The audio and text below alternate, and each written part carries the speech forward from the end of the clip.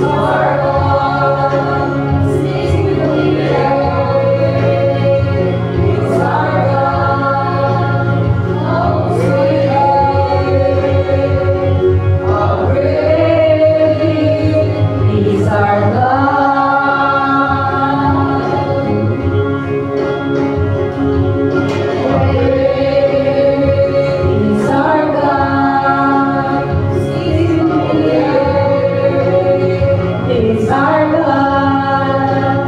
Oh, sweet our rain is our God.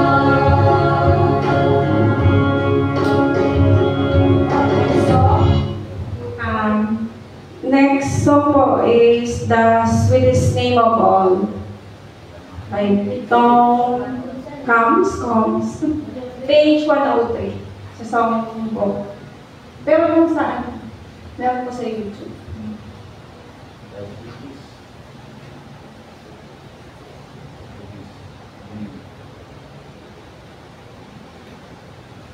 The Sweetest Name of All.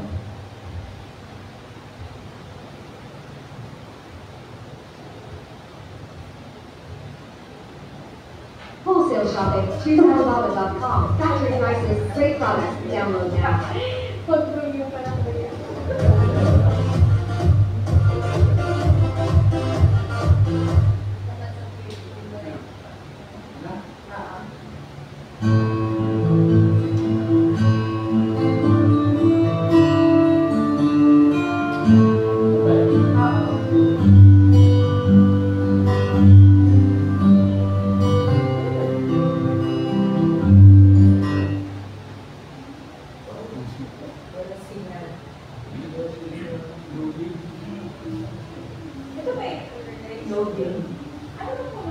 Jesus, you're the sweetest name of all.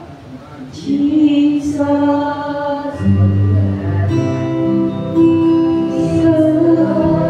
the sweetest name of all.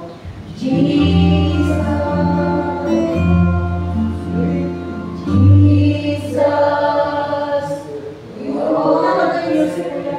Akapela na lang, akapela na lang namin. Okay, ulit-ulit. Jesus, you're the sweetest name of all. Jesus, you always hear me when I call. Oh Jesus, you wake me up each time I fall. You're the sweetest name of all. You're the first, the last to say, oh Jesus, you died and took away my shame. You're the sweetest name of all. Jesus, you're the sweetest name of all. Jesus, you always hear me when I call. Oh Jesus, you pick me up each time I fall. You're the sweetest name of all.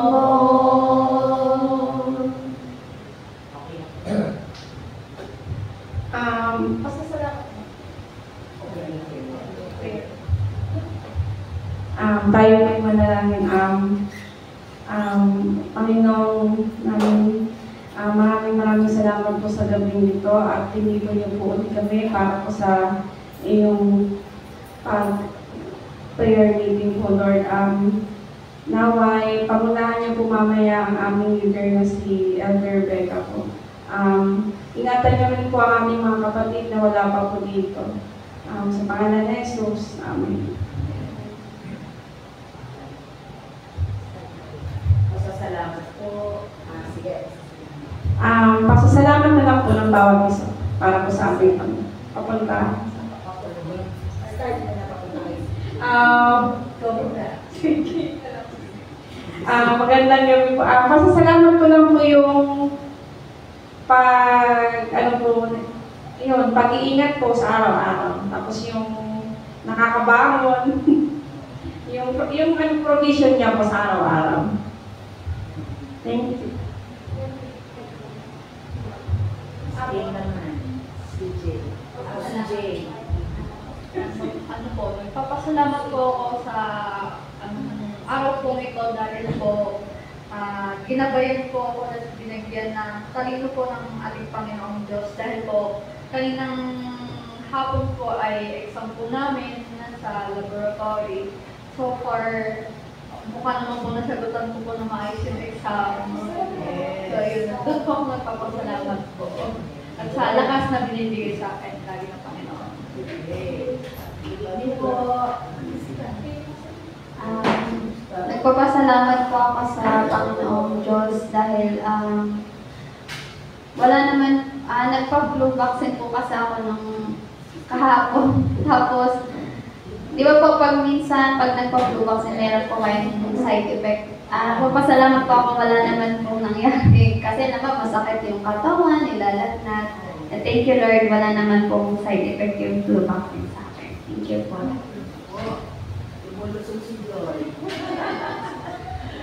Magandang gabi po sa ating lahat. Nagpapasalamat po ako sa Panginoon dahil tayo po lahat ngayon ay nandito. At nagpapasalamat tayo si CJ, nakasama natin muli. Si Joanne ay nandito muli. Welcome sa inyo. At yung iba sa atin dito ay regular na uma-attend. Kaya maraming salamat din po sa ating lahat. At nagpapasalamat din po kami sa Panginoong Diyos dahil kahit na sabihin natin palaging may sakit si Kuya Joey, kasama po natin siya ngayong gabi. Malaking bagay po yun. Salamat po sa Diyos. Salamat sa Panginoon dahil yung patuloy tayong binibigyan ng lakas araw-araw. At pag-gising nga natin sa umaga, lagi tayong parang masilang-masilangan. At nililigtas tayo sa lahat ng sakuna, disgrasya, aksidente, etc. Magpapasalamat ako dahil sa gitna ng problema ko sa kalusugan. Nandiyan yung mga office mate ko, yung mga nasa school, na iba pang leader na tulad sa church, lalo na dito sa church natin, na nandiyan sila palagi para umunawa at tumulong at sumuporta. Salamat sa Panginoon.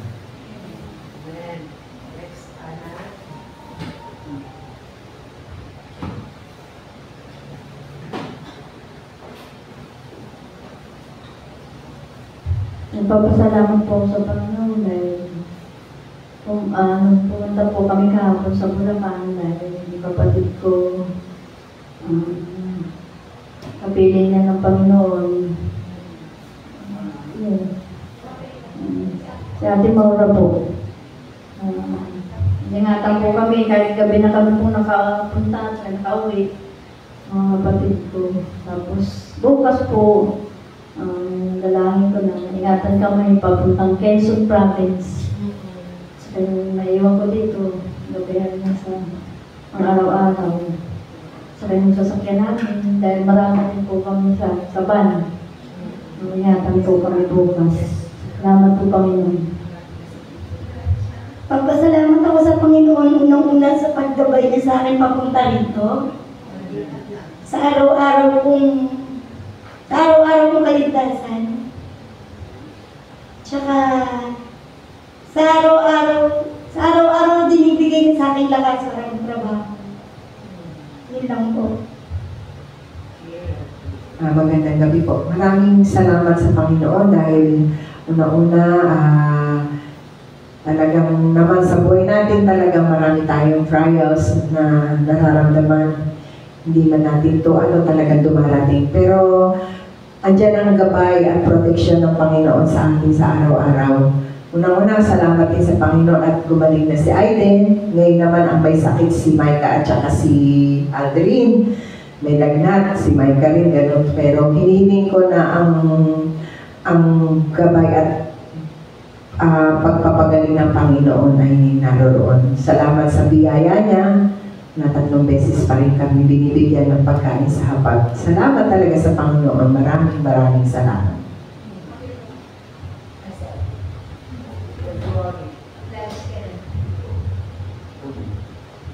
Salamat po sa Panginoon sa pagkikita-kita natin.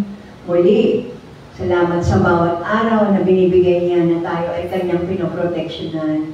Alam naman natin ang mundo natin ngayon mapanganib, pero mararamdaman natin na ang pag-iingat ng Panginoon sa bawat isa sa atin. Ang kanyang patuloy na paggabay at mga biyaya ay hindi nagkukulang. Ito ay laging bago araw-araw. Salamat sa buhay. Yun lang po. Thank you po sa bawat isa. Kaya nagpapalaman din sa Panginoon dahil atin ako kumain sa ating Bible study at last Thursday hindi ako napag-atin dahil komplikado yung tayo na pagsundo ko kay Elia sa school nila. Naulang kasi mayroon siya umuwi. Kailangan ka sinusundo. Salamat sa Panginoon, nagbigyan ako ng pagkataon na makadalo ulit dito sa ating Bible study. At kanina, pagdating ko dito ng mga service, ako'y napaisip dahil sa kano yung Diyos na rin tahimik, sabi ko, ano bang ako nga? Di ba well pulis niya? So napaisip ako, baka mali nung hindi ba may pulis niya, kaya walang tao. Tinignan mo na silong ko. Tama naman, Wednesday. Tapos, nakuuna kasi si Thomas dito wala pa kanina tapos napaisip ako ulit, baka doon na sa bahay na Madam Grace, ang Bible study. Last Wednesday po sa akin. Yung sabi ko, sabi niya last Wednesday, kaya pumasok na ako dito, inayos ko na yung mga dito. Pagkalitan sila ng dakigan, lumalitan sila Brother Joey at Ate Chris. Akala ko ako lang mag-isa dito sabay sa tawad sa Panginoon at ginabayan tayo upang makinig ng mga salita ng Diyos sa itong gabi. Ito po. Magandang gabi po sa ating lahat. Kung ako po ay magpasalamat sa Panginoon sa buong linggo na pagkabayin niya sa akin, i-deliver ko sa mga kakanin namin. Talagang pagkabuti ng Diyos dahil talagang iningatan ako na magkarating ako ng ligtas. So kung ngayon akala ko yung Miraculous pala ngayon. Napunta na ako dito Kasi namili ako ng paminda namin. Alas 5 na yun kasi nanukor pa kung basura. Natapon ko kung basura pa kasi gan. Ay, umuwi ako. Hindi ko alam na ako pala. May pulis nawala ng isip ko. Oo. Hindi, pagdating ko sa bahay, alas 6 na kasi nabili pa ako tapos muna ko sa bangkal. Pagdating sa bahay, sabi ko, umuwi ka pa. Bakit? Yung pulis na yun. Kahit na lang. Napagod ako dito, may ako Mas pabalik-balik. Mabalik na naman ako nito sa kung gano'n. Sabi ko, sige, okay lang. Dahil, tayo ng Panginoon Balik na naman ako dito. Kaya yun, maraming salamat din sa Panginoon sa araw-araw talaga nag-survive sa pag-ilaman namin sa mga grasya na natatanggap namin sa araw-araw.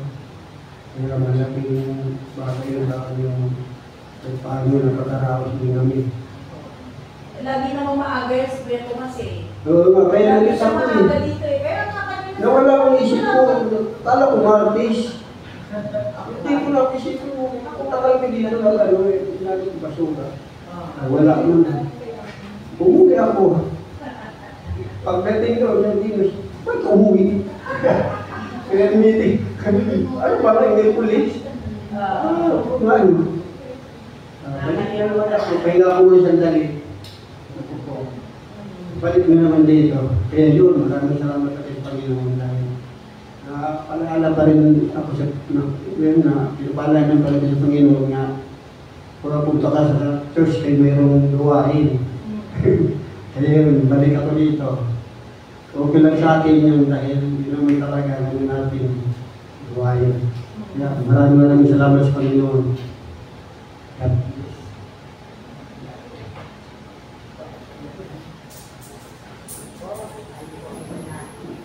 Nadako po tayo sa ating pag-aaral. Ang ating pong pag-aaral ay matatagpuan po natin sa Lucas 10, chapter 10, verse 38 to 42.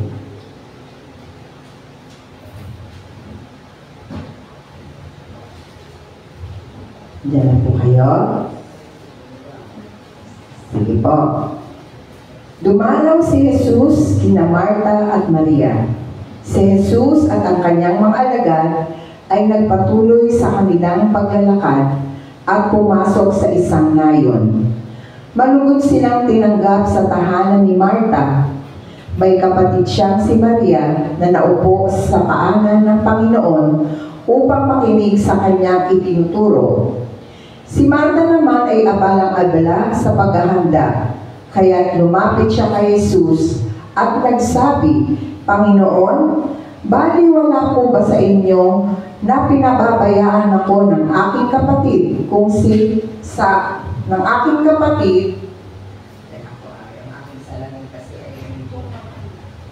aking kapatid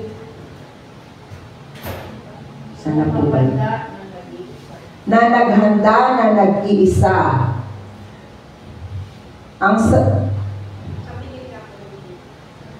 Saan ang page na ba yun?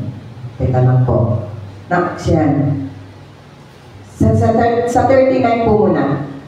May kapatid siyang si Maria na naupo sa paanan ng Panginoon upang makinig sa kanyang itinuturo. Si Marta naman ay abalang-abala sa paghanda, kaya lumapit siya kay Jesus na nagsabi, Panginoon, bali wala po ba sa inyo na pinabayaan ako ng kapatid ko na maghanda na nag-iisa? Sabihin nga po niyo, siya'y tulungan naman ako. Ngunit sinabi ng Panginoon sa kanya, Marta, Marta, nababalisa ka at abalang-abala sa maraming bagay, ngunit iisa lamang ang kailangan. Pinili ni Maria ang mabuti at ito'y hindi aalisin sa kanya. Ang ating pong patayang pag-aaralan ay tungkol po sa magkapatid na Marta at Maria. Dito po nagpapakita ang katangian ng dalawang babae. Halimbawa po, ng tunay na paniniwala at pagkadisipulo sa pamamagitan ng paglingkod, pagnanais na matuto, tulad ni Marta at ni Maria. Si Marta siya ang nagpakita ng pagmamahal kay Kristo sa pamamagitan ng paglingkod. Mas pinili ni Marta ang maglingkod, samantalang si Maria ay naglingkod siya, ngunit ipinakita niya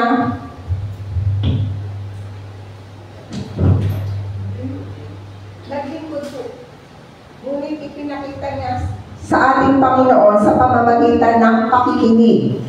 Mas mahalaga sa kanya ang matuto. Kaya siya ay umupo para makinig sa turo ng ating Panginoon. Ito ay isang paraan ng pagmamahal sa ating tagapagligtas sa pamamagitan ng pakikinig niya.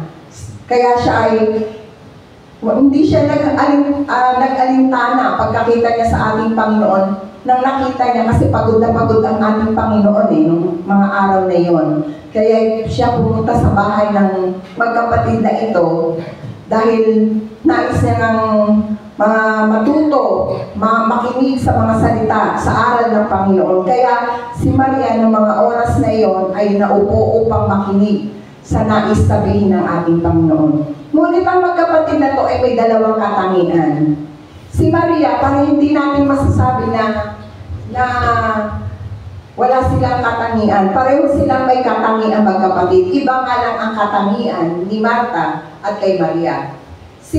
Ang katangian ni Marta ay siya ay hospitality. Nag-aasikaso. Parang dito yan sa ating church na kapag tayo ay may dumarating na kakilalang pastor na kagaya ni CM na pupunta dito, yung mga elder aligaga sa pag-aasikaso. Ganun si Marta nung panahon na yun na dumating ang Panginoon. Siya ay aligaga sa pag-aasikaso kung paano niya hahandaan ang isang king na mataas. Dahil gusto niya maging maganda yung presence niya. Kaya nagtanong siya sa Panginoon, Panginoon, bakit hindi siya tinutulungan ni Maria noong mga oras na yon? Dahil sila nga po ay may dalawang katangian, silang dalawang magkapatid. Hindi ba sa atin, ang Panginoon talaga, mahal ng Panginoon natin ang magkapatid na ito. Kapatid nila sila, Lazaro eh. Mahal din ng Panginoon ang magkapatid na Marta at Maria.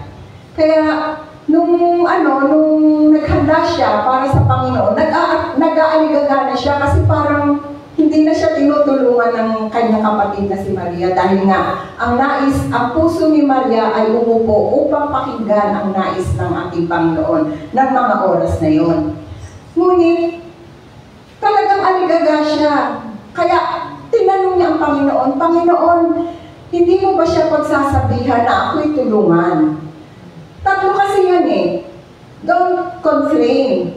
Nagko-complain na nun si Marta. Dahil nga ang kanyang kapatid ay nakaupo lang at nakikinig sa mga nais ng Panginoon. Tatlo yan. Don't complain and don't compare. Kino-compare niya ang kanyang sarili dahil siya ay pagod na sa pag-aasikaso. Ngunit si Maria ay nakaupo lang upang makinig ng nais ng salita, na makinig sa salita ng Panginoon. Ngunit ang Panginoon, sa ating huwag kang magko-complain na kung ano man yung nais ng iyong kapatid kasi meron din siyang purpose na para ialay niya naman ang kanyang buhay upang maglingkod. Meron siyang intimacy sa kanyang puso na maglingkod sa Panginoon, pakinggan upang ma-share niya rin ang nais ng Panginoon para sa kanilang kanayunan, sa kanilang bayan. Kaya yun ang dalawang pagkakaiba ng dalawang magkapatid na ito. Kahit na dalawa silang naglilingkod sa Panginoon, pero may kanya-kanya silang katangian. Kaya, yung sa aking hindi mo pwedeng turuan ng Panginoon eh. Hindi mo pwedeng ikuman ng Panginoon. Parang kinukuman niya na kasi yung that time, inuutusan niya ng Panginoon na, bakit siya nakaupo lang? Ako'y abala sa paghanda ng iyong makakain, di ba Panginoon? Ngunit ang aking kapatid ay nakaupo lamang. Paano ito? Pero hindi mo pwedeng ikuman ng Panginoon dahil ang Panginoon alam niya yun. Alam ng Panginoon ang puso ng bawat isa, ang puso ni Marta at ang puso ni Maria. Meron silang meron silang ibang katangian, bawat isa. Pero ang kanilang katangian ay pagpapano nila purihin ng Panginoon Diyos. May kanya-kanya silang way ng pagpupuri sa Panginoon Diyos. Yun si Marta at si Maria. Kaya, ang puso naman ni Maria ay ando doon yung paano niya paano niya pupurihin talaga ang Panginoon sa mga oras na iyon. Kaya masasabi ko sa sa aral ko na ito na talagang ang halimbawa ni Marta at Maria ay yung gabay ng Espiritu na tayo ay makapaglingkod. Yun ang pinakamainam na paraan. Tayo lamang ay sumunod sa ating Panginoon. Dahil ang nais ng ating Panginoon, tayo ay makinig, magturo para sa ikakawalhati ng ating Espiritu. Kasi kung halimbawa tayo ay gumagawa lamang pero hindi tayo nakikinig, parang wala rin kung ano yun. Parang walang saysay sa buhay natin. Parang nagsisimba ka lang. Ngunit hindi pumapasok sa iyo ang aral ng pastor, ang turo ng pastor para sa atin. Hindi natin isinasa puso yung pagbibigay niya ng mensahe. Parang wala lang. Si Maria, yun ang nais niya. Makinig upang sa buhay niya. Niya ang kanyang buhay na ma-share niya ang kanyang kaalaman na itinuturo ng Panginoon. Kaya siya ay nagkaroon ng pagkakataon na makinig at umupo. Aralin ang nais ng Panginoon. Sa totoo lang po, pareho naman silang mahal ng Panginoon eh. Kasi pareho silang may iba't-ibang layunin na magsilbi or magbigay ng serbisyo sa ating Panginoon. Sa ating ngayon, sa buhay natin ngayon, marami po talagang hindi bigay ng pag-pray sa Panginoon. Lalo na sa ating kalagayan ngayon, marami nang hindi nakakakilala sa Panginoon. Minsan, malulungkot ka na sila inaakay mo para ilapit sa Panginoon pero lumalayo sila. Sa panahon natin ngayon, pero sa panahon ng mga panahon ni Maria, yun naman yung time na siya ay talagang nagbigay ng serbisyo para aralin niya at makinig sa mga nais ng Panginoon. Kaya bilang tayo po ay Kristiyano, habang tayo ay naririto pa, tayo po ay bumubo at makinig sa ating Panginoon dahil yun ang nais niya sa ating buhay. Wala naman ibang nais ang Panginoon sa atin, kundi mapabuti po tayo. Kaya siya nandiyan dyan kaya ang mga pastor ay nandiyan dyan upang tayo ay hubugin, aralin pa at makamtan natin ang mga presensya na nagagaling sa aral na binibigay ng Panginoon sa kanila para i-share sa atin. Kaya minsan, nakakalungkot minsan sa panahon ngayon, mas inuuna pa nila yung mga material na bagay. Hindi sa Panginoon talaga. Pero sa magkapatid na ito, talagang na-praise ako nung binasa ko to. Maliit man lang yung istorya, pero maliit lang din po yung aking binigay na detalye. Maliit man yung kanilang istorya sa Bible, pero malaking ano po yun, talagang nakahubog sa atin na tayo, maging Marta at Maria po tayo, magkaroon tayo ng panahon, yung ating intimacy sa ating Panginoon ay nandoon dapat. At yung ating pagiging ano po sa Kanya, ang ating salamin ay medyo ano po eh. Ang ating salamin ay medyo salamin.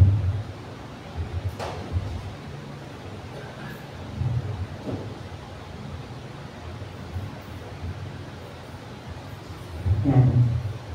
Ito po yung aking huling sanang ibibigay at kung sino man po ang magdadagdag, ay padagdag na lang po. Higit po na dakila ang pakikinig kay Jesus. Nandiyan po ang pagiging ano po ni Maria na siya ay naging dakila. Siya ay naging dakila dahil andyan siya na upang pakinggan ang nais ng Panginoon. Ando doon po siya para tayo ay andyan po siya para tayo ay maging ano sa lakad niya. Kumbaga, masundan natin ang lakad ni Marta at ni Maria. Pareho po silang may kanya-kanyang katangian. Sana po masundan po natin ang lakad nito ni Marta at ni Maria sa ating buhay. Yun lamang po. Maraming salamat po sa gabing ito. At kung sino man po ang may nais na idagdag, dagdag.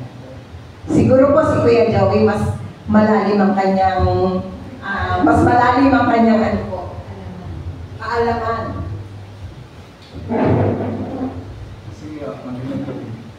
Ang habang nagkakwento si nagkakwento, nagbibigay ng kanyang pagtingin dun sa mga binasa natin. Maganda yung maganda yung presentasyon ng pangyayari at ng paano umaksyon yung dalawa at paano sinabi ng Panginoon. Siguro ang may dadagdag ko lang, parang binigyan ng Panginoon ng kahalagahan o ano ba ang mas importante sa atin.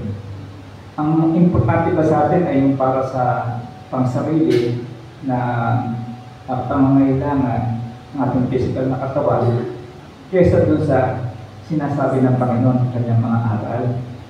Kaya ano bang sabi ng Panginoon? The man doesn't live by bread alone.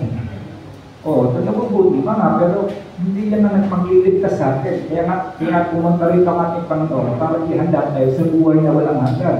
Hindi pong pagkain madadala ka sa buhay na walang hanggan. Siyempre hindi, may hangganan yan. Ikaw nga, magbubulok ka eh. Yung buhay na walang hanggan, may iwan niya kasi yung conscience natin. Nandun yung kaluluwa natin, kaglay ng kaluluwa. So in essence, parang dalawang mahalagang aspeto yung pinapakita dito. Yung pag-aaral sa salita ng Diyos at saka yung paghahanda para makapag-aaral tayo sa salita ng Diyos. Kaya kasi sa nangyari, sabay, habang nag-busy si Martha, si Maria naman ang nakikinig. Dapat yun, di ba? Pareho sila naghahanda at pareho sila nakikinig. Pero bakit gano'n? Iba. Ibig sabihin, diba, tulad sa church natin, meron tayong bisita na darating kung bibigay ng pag-aaral, kung bibigay ng salita.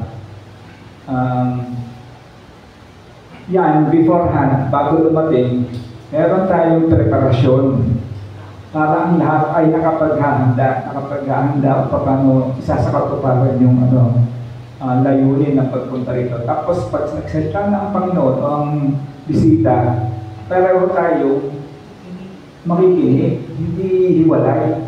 Yung isa busy, tapos yung isa nakikinig, no? Kasi kung gano'n, sayang ang paghahanda, sayang ang pagkakataon na matutunan natin kung ano yung gusto sabihin ng ating Panginoon.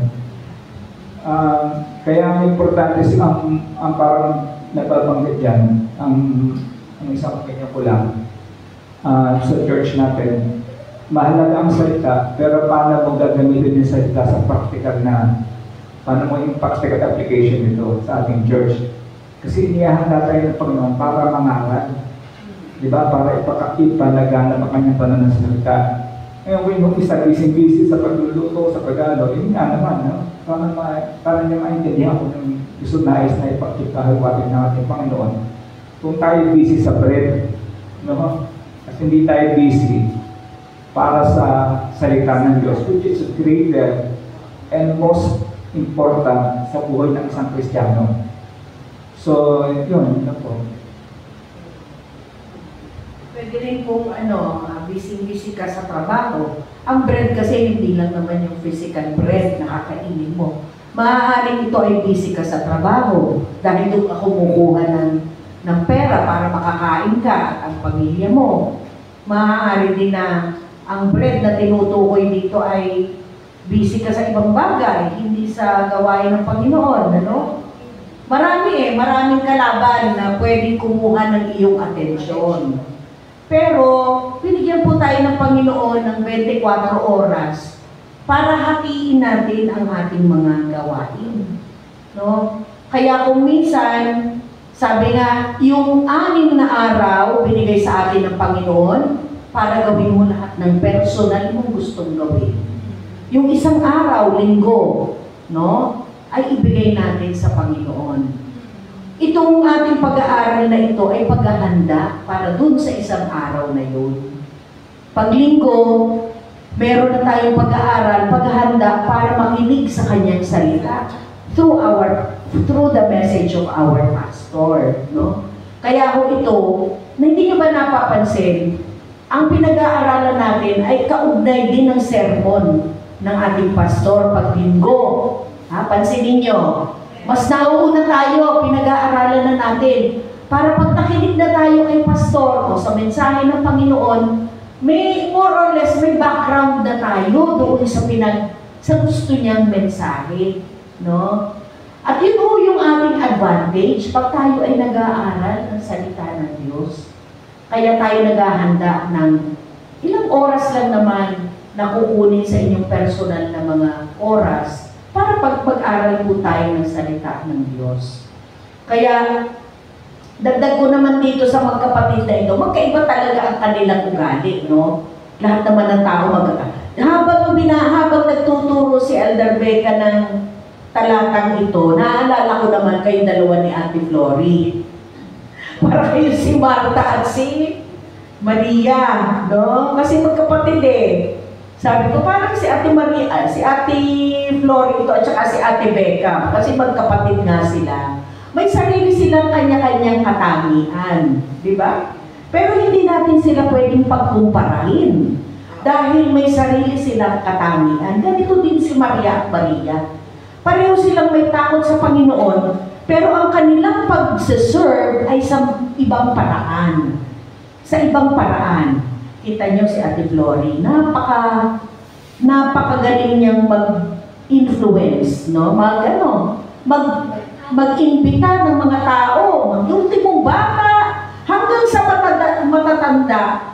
Iyan po ang magandang katangian ni kapatid na Flory. Lagi siyang inviting. Oo, at saka malumanay magsalita.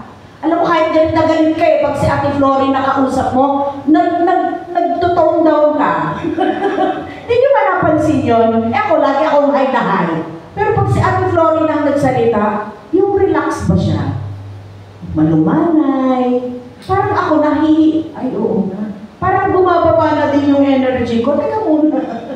Parang hindi kailangan lagi nagmamadali. Laging high na high, ganon. Nawawala yung aking galit minsan. Pag si Ate Flory ang kausap ko sa totoo lang. Mamaya-maya naman, si Ate Becca naman, ang kanya namang katangian ay ang pagluluto. Talagang magaling siyang magluto. Pareho naman sila. Pero mas angat si Ate Becca pagdating sa pagluluto. Kasi talagang yun din naman ang hanap buhay din ni Ate Becca, no? Yung paghahanda ng mga pagkain. Kaya makikita mo yung kanilang katangian. At hindi nila pinapabayaan ang kanilang pamilya. Yun ang maganda sa kanila. Si Ate Flory, mahal niya talaga yung mga hayop. Ako hindi ko masyadong hindi ako joy sa hayop eh. Kahit yan si Sisi, ayokong lumalapit sa akin. Allergic ako sa mga pusa at aso. May ganun talagang tao. Pero si Ate Flory, maalagain po siya talaga. No? Kaya, na-compare ko naman ito si Marta at si Maria sa inyong dalawa. Dahil pareho sila may takot sa Diyos. Yung po ang importante sa lahat. Sa ating lahat, na tayo ay may takot sa Panginoon. At pinaghahandaan natin. Galing ang paghahanda ni Maria at ni Marta na talagang pinakain pa nila si Jesus. Di ba? Pinaghanda nila. Pinakain nila ng masarap na pagkain. Binuhin mo yun. Malayo pa siguro, iniisip na nila. Ano kayo magandang ginanda kay Jesus pagdating dito, no?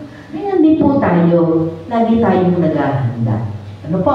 So marami pong salamat sa aralin na ito, Elder Becca, at salamat din po kay Ate Flory na lagi siyang may niyayayang mga tao dito. Okay. Meron pa po bang iba na gusto mag-share?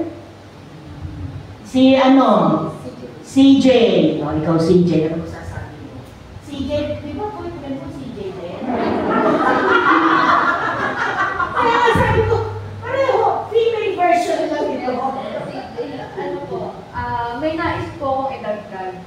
Nalimutan ko po kung saan ko po ito napakinggan, pero po, yung sinasabi po, ang lahat po ng dapat natin ginagawa or kung ano man po ang ating ginagawa ay dapat po binibigay natin sa Panginoon. Ginagawa po natin ito para sa Panginoon, hindi po para sa ating pangsarili, kundi para sa ating Panginoon. Kasi nga po, yung narinig ko po kasi yun, naisip ko po, kung ano man ang katangian na meron tayo, kung ano man yung talento na meron tayo, kung tayo man po ay magaling nga po magluto, magaling tayo manghikayat ng tao, kung magaling manggamot, yun po ay talento kong binigay ng Panginoon sa atin. Yun po ay parang blessing niya na para ipalagalan po natin yung salita niya po, yung kanyang wisdom. Kasi nga po, di ba, ang Panginoon naman po natin, siya po ay mangingisda ng mga tao, healer, yung mga parang tayo din po, pero syempre, ibang level po. Pero yun po yung tayo po mga anak niya ay tinawag niya. Binigyan po tayo ng katangian din po na unique sa ibang tao para makapangisda din po ng anak niya po, ng ibang tao po. So, sabi nga po sa Matthew 6:33 to 34, seek ye first the kingdom of God and His righteousness, and all these things shall be added unto you. Very good. Salamat po. Ikaw, Joy, anong sasabi mo? Nasabi na po. Sa akin po, parang halos na po yung narinig ko kanina, yun rin po yung masasabi ko. Meron pa po, si Brother Peter, natatawa si Brother Peter, baka meron siyang naisip na i-share niya. Hindi lang ako may nagdag. Ganda ng yung dalawang magkapatid. Kaya lang, malakas yung impact sa akin mga Kristiyano. sa ibang kahulugan ng kanyang karakter ay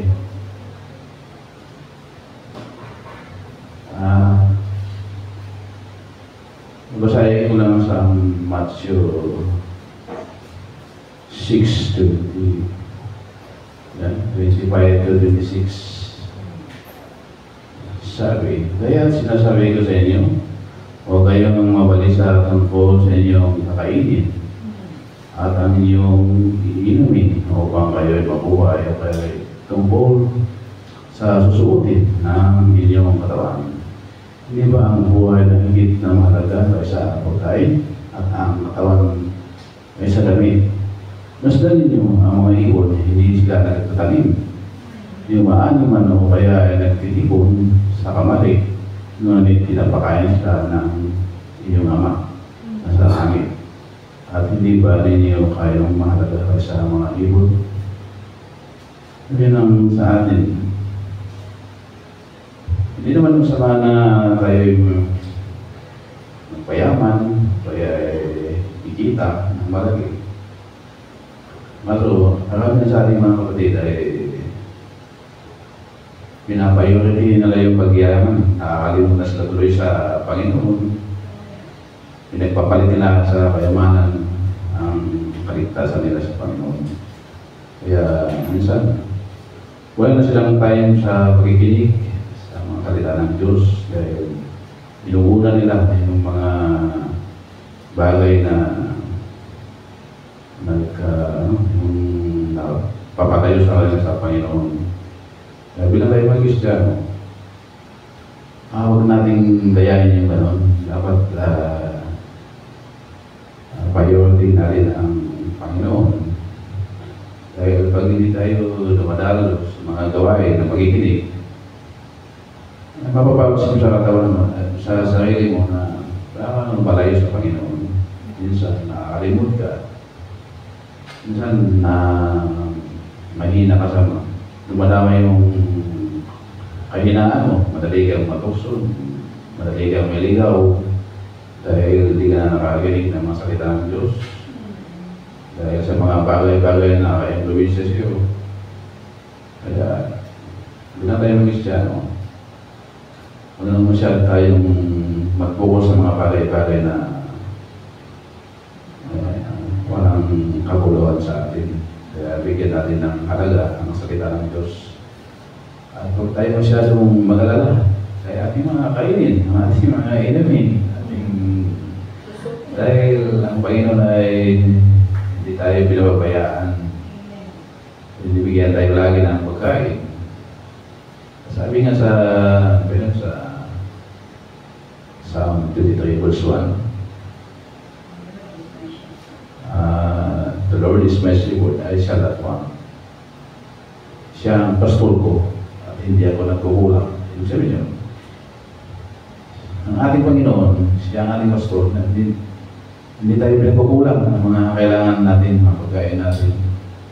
Kasi ating kalusugan ay pinapagaling tayo sa ating mga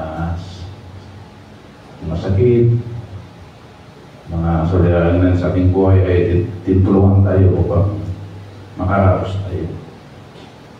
Kaya mga kapatid, huwag nating pabayaan na makalimot sa Panginoon. Kundi unahin natin ang ating pagkipag-ugnay sa ating Panginoon sa panalangin, Bible study, pagsamba. Dahil hindi natin may babalik yung mga nakakaang araw. Parang one time lang na dadaan yan. Wala, hindi naman na may balik yung panahon. Kaya samantalay natin, gawin natin yung kain na habang tayo malakas dahil walang sakit. Dahil tayo magpupuri sa Panginoon na walang hanggan. Amen. Okay po. Meron kami dadagdag. Elder Chloe.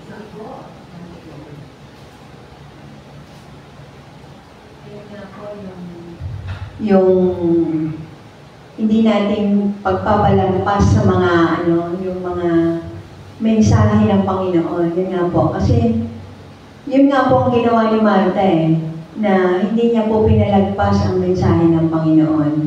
Kasi tayo po sa kapanahon ng ito, huwag po na sana natin palagpasin ang mga gawain ng Panginoon sapagkat dito po tayo nakakakuha ng lakas. Sapagkat ang lahat ng bagay po dito nga sa lupa ay mawawala. Sabi nga, iisa lamang ang mananatili, yung salita ng Panginoon Diyos. Sabi nga, iisa ang buhay at ang lahat ay lilipas. Subalit ang nagawa sa ating Diyos ang mananatili hanggang wakas.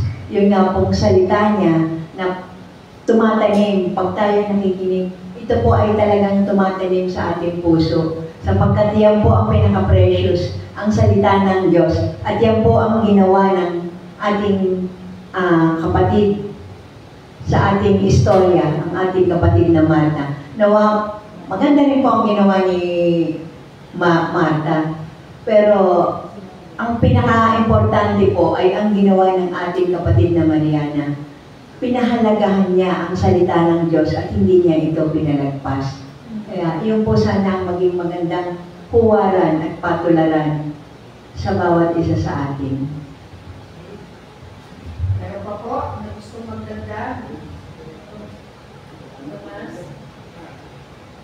Okay.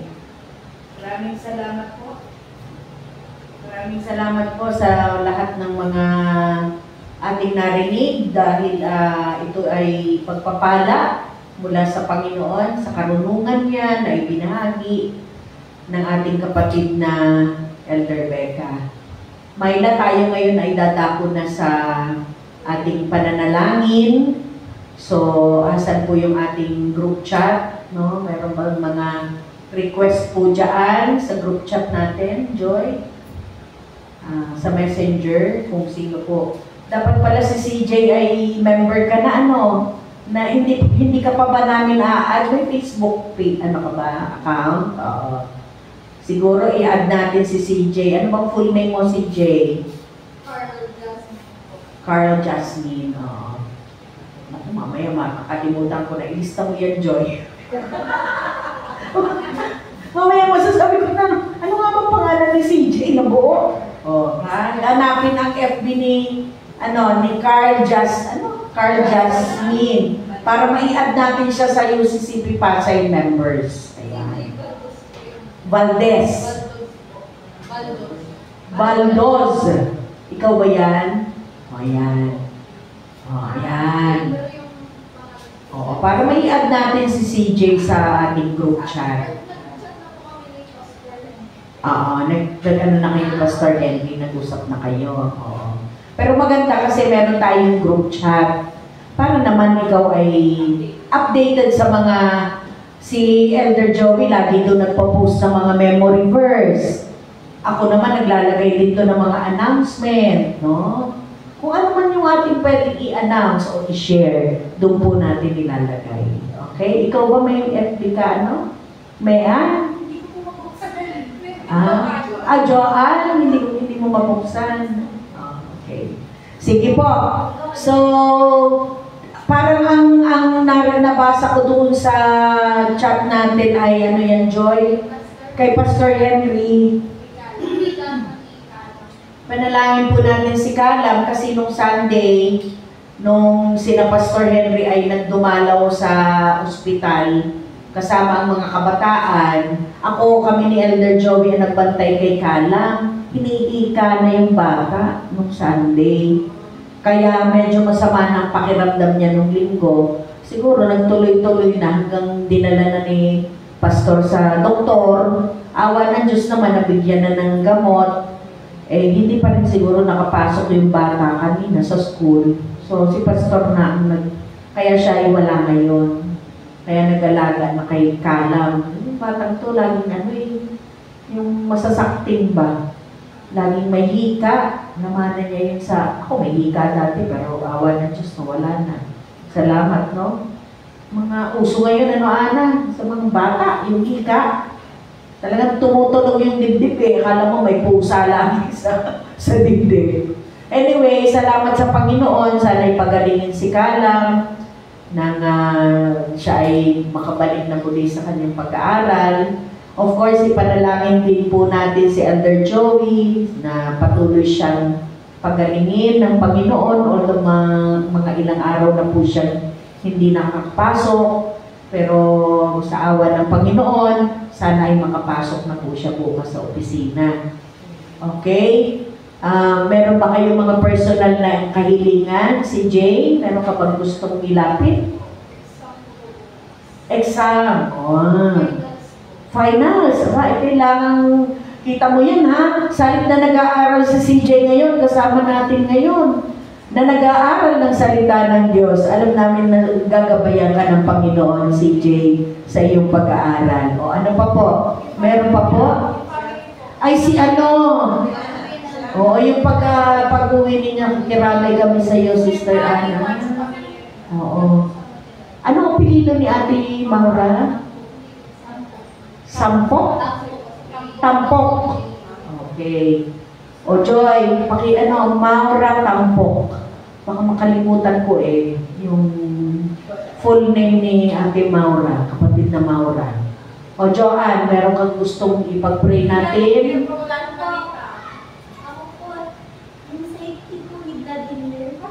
O kumusta na si Vladimir? Hindi ko po alam kung nasan siya ngayon Basta masyado maila. Panalangin natin na maayos ang kalagayan ni Vladimir. Kailan kayo huling nagkita ni Vladimir? Matagal na ba kayo hindi nagkikita? Ang last nung may seminar dito. Seminar? Ngayong buwan din ba? Sa youth home. Matagal ng panahon yun. Basta ipanalangin natin na sana nasa mabuting kalagayan si Vladimir. Hindi mo pa rin nakikita. Kumusta na kaya siya?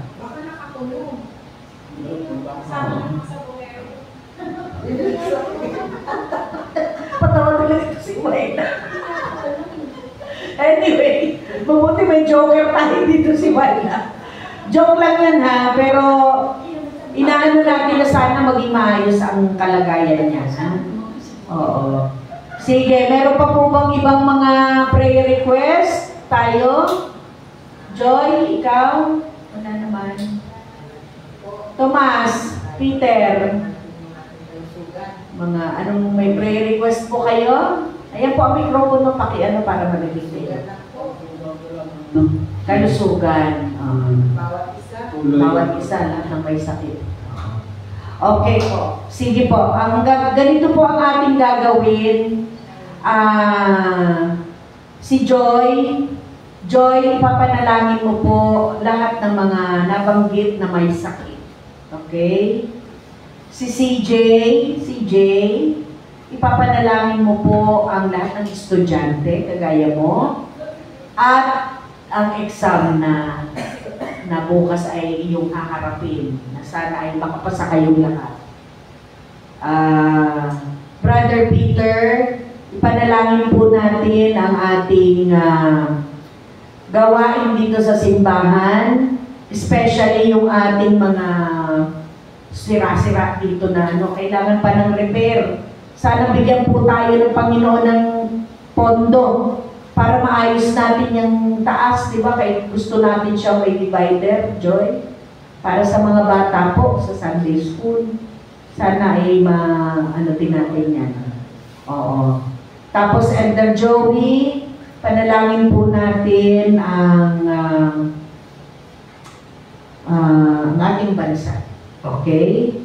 And then, Elder Flory, ipanalangin po natin ang mga susunod na mga araw na plano po ng ating simbahan. Okay po?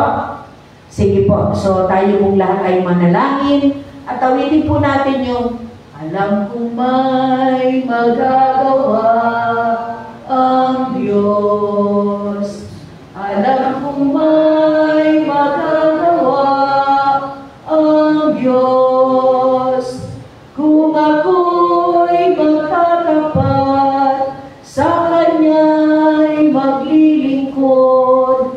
Alam kong may magagawa ang Diyos.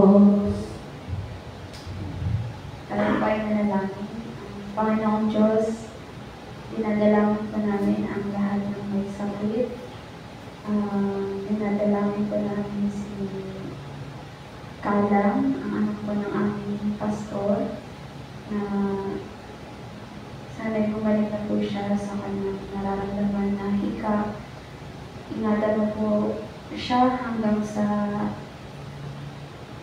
makapasok po siya sa pag-aaral bukas.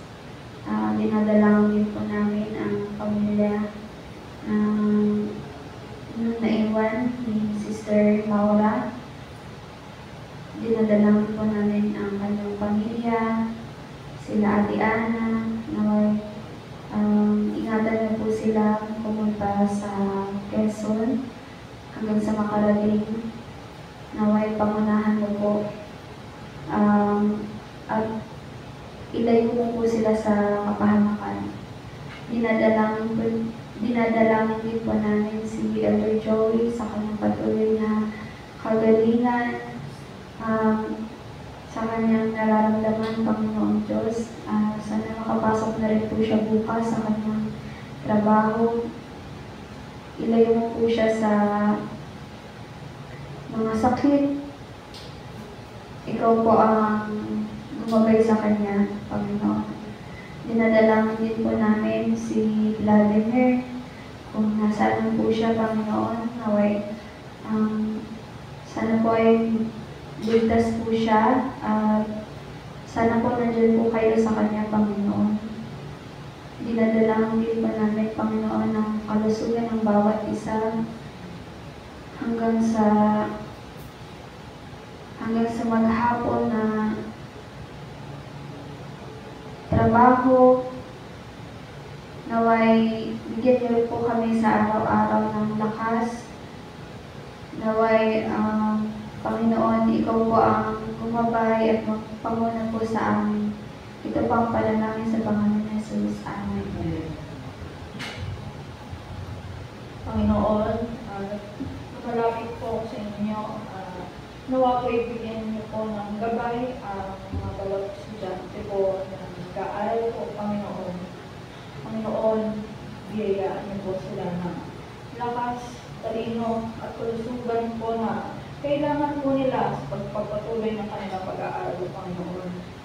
Panginoon, kung sino man po ang hihirapan po mga estudyante, ay nawa po ay hipuin niyo po sila ng inyong kamay at bigyan niyo po sila ng lakas na patuloy kung pagsumikapin ng kanilang pag-aaral, Panginoon. Panginoon, tumulog po sa inyong harapan at nagsusumamo na sana po ay bigyan niyo po ako ng talino at lakas po na para po maipasok ko po at masagutan ko po ang aking mga exam po, Panginoon. Panginoon, nawa po ay maipasa ko po itong semester na ito, Panginoon. Sana po ay wala po akong maibagsak po, Panginoon. Ganon din po ang aking panalangin po sa aking mga kapwa estudyante, o Panginoon.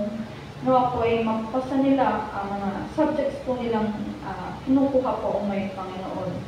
Panginoon, itong panalangin ko po ay hindi lang po para sa akin, kundi din po ay para sa mga iba pong estudyante yung nag-aaral, o Panginoon. Nawa po sila ay galong bigyan niyo po ng katalinuhan na makapagtapos, o Panginoon. Ganyan din po ay bigyan niyo po sila ng kung ano man po yung pangangailangan nila sa buhay, kung kailangan po nila ng financial na tulong, nawa po ay ibigay niyo din po yun sa kanila, o Panginoon. Salamat po ako sa panalangin sa Panginoon Jesus.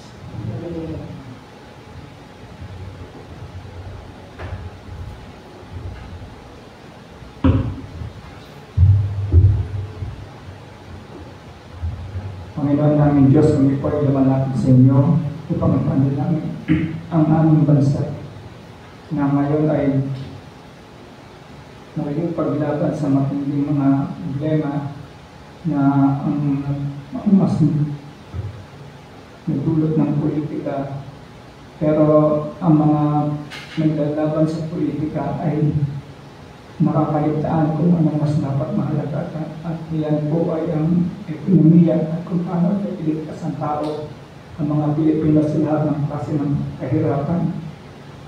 Kaya kami po ay lumalapit sa inyo sapagkat sa napakatagal na panahon ay hindi po nabibigyan ng kahalaga ng mas mahalagang aksyon o mga pagkilos ang mga kalalagyan bigyan welfare ng mga tao pangangailangan, hindi lang para lamang sa kami-kami ng mga kagustuhan.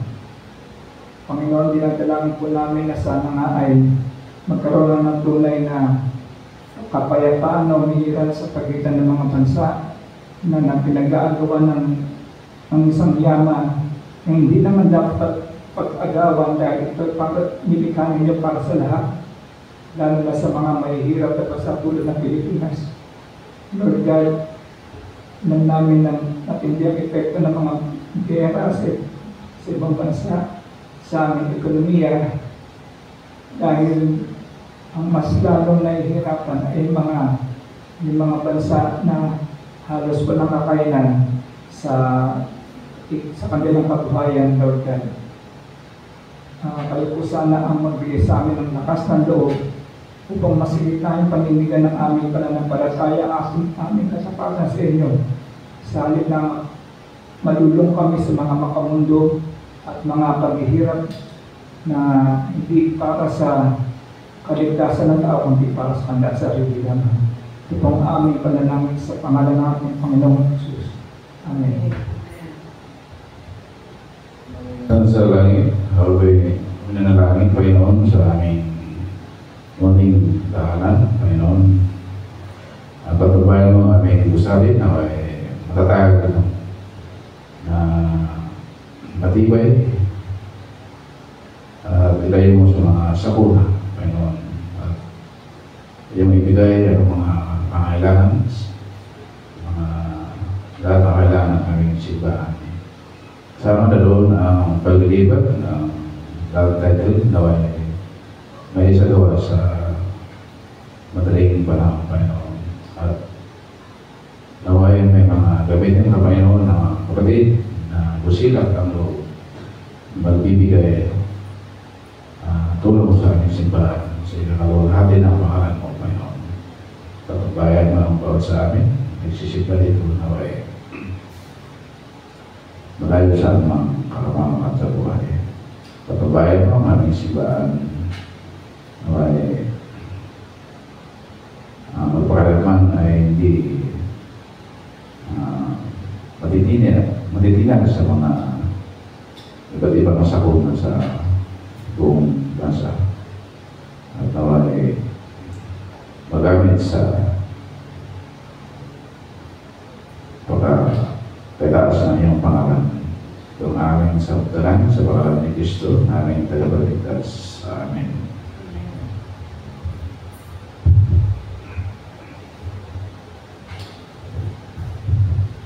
Aming Diyos na makapangyarihan sa lahat, narinig mo po ang panalangin ng iyong mga anak. Ama namin Diyos, sa mga samandaling ito ay pinapanalangin po namin ang mga gawain po ng aming Iglesia, Panginoon. Nawa po, Panginoon, ang hinihiling po namin na ang aming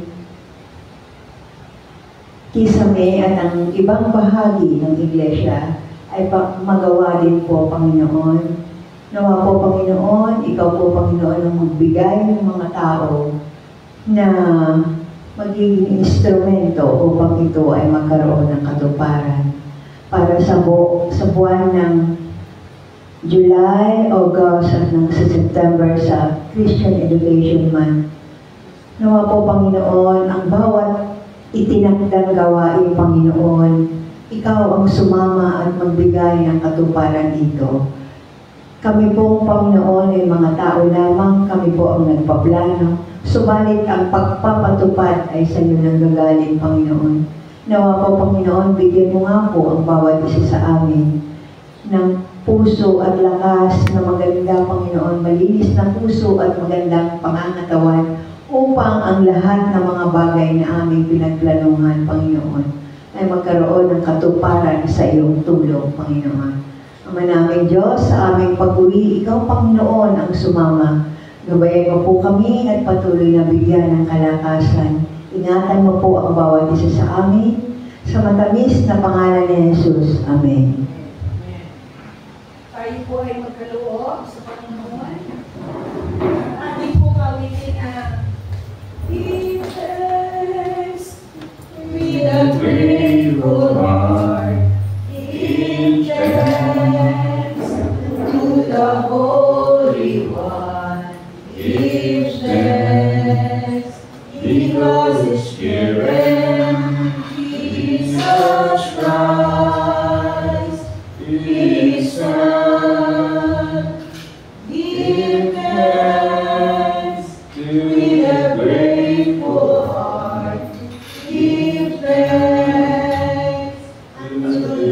Holy One, give them, because it's given, Jesus Christ, His Son, and now